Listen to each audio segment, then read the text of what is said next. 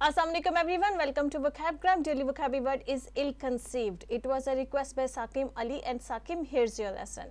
Ill-conceived is an adjective and it means not carefully planned या consider भी कह सकते हैं।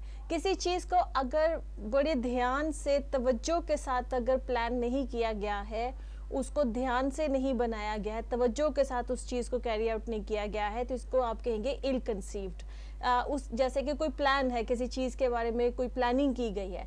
अब वो जो प्लानिंग किसी भी चीज़ के लिए की गई है, अगर वो ठीक तरीके से नहीं की गई है, वो ध्यान से नहीं की गई है, उसमें बहुत सी चीज़ों को इग्नोर कर दिया गया है, जिसकी वजह से उसके बाद जो रिजल्ट आ रहे हैं वो बड़े ख़राब आ रहे हैं, तो इसका मतलब है कि वो एक इल कंसीव्ड प्लान था। ठीक है, इसी तरह से कोई पॉलिसी हो सकती है कि कोई पॉलिसी बनाई गई और उस वक्त इस चीज़ को ध्यान नहीं रखा गया कि इस पॉलिसी को इम्प्लीमेंट करने के बाद इसके इफ़ेक्ट्स क्या आएंगे, क्या ये यूज़फुल होगी या ये जो है वो नुकसानदेह होगी। ठीक है, तो इसका मतलब है कि ऐसी पॉलिसी इल कंसीव्ड है, मतलब ध्यान से उस पॉलिसी को बनाया नहीं गया है। इसी तरह से कोई डिसीजन हो सकता है, किसी का फैसला हो सकता है, उसने जो फैसला किया बस जल्दबाजी में फैसला कर लिया, कोई सोच समझ के फैसला नहीं किया, सारी चीज़ों को ध्यान में रख कर वो फैसला नहीं किया गया, तो ऐसा फैसला, ऐसा डिसीजन जो है वो भी इल कंसीव्ड डिसीजन कहलाएगा। कोई स्टेटमेंट है, किसी इंसान ने कुछ स्टेटमेंट दी है और उसने ध्यान से स्टेटमेंट नहीं दिया, उसने जो भी अल्फाज बोले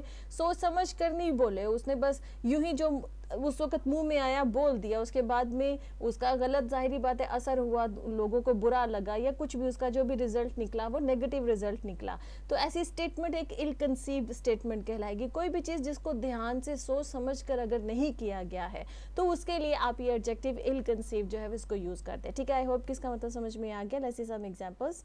Our first example is it was an ill-conceived decision to reduce the marketing budget. ठीक है, किसी कंपनी में कहा जा सकता है कि ये एक ill-conceived decision था, मतलब कि ये एक ऐसा डिसीजन था जिसको कि ध्यान से नहीं लिया गया कि हमने जो अपना मार्केटिंग बजट को रिड्यूस किया उसकी वजह से हमारी हो सकता है सेल्स कम हो गई हो। ठीक है, तो ये एक ill-conceived डिसीजन था, ये सही डिसीजन नहीं था।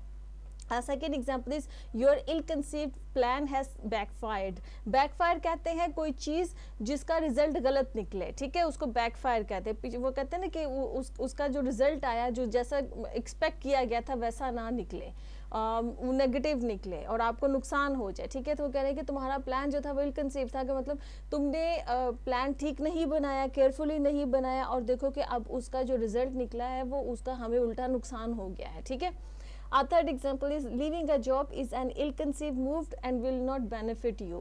कि जो तुम जॉब छोड़ रहे हो ये एक ऐसी मूव है, ये एक ऐसा तुम्हारा स्टेप है या तुम्हारा काम है जो कि इल कंसीव्ड है, ये ठीक नहीं होगा, तुमने सोच समझ कर ये फैसला नहीं तुम कर रहे हो और ये तुम्हें इसका नुकसान होगा, इसका तुम्हें फ़ायदा नहीं होगा। ठीक है, okay friends, lesson has come to the end. I hope this lesson was useful for you. If you like this lesson, kindly subscribe to my channel, share this video. I'll see you next lesson. Allah Hafiz.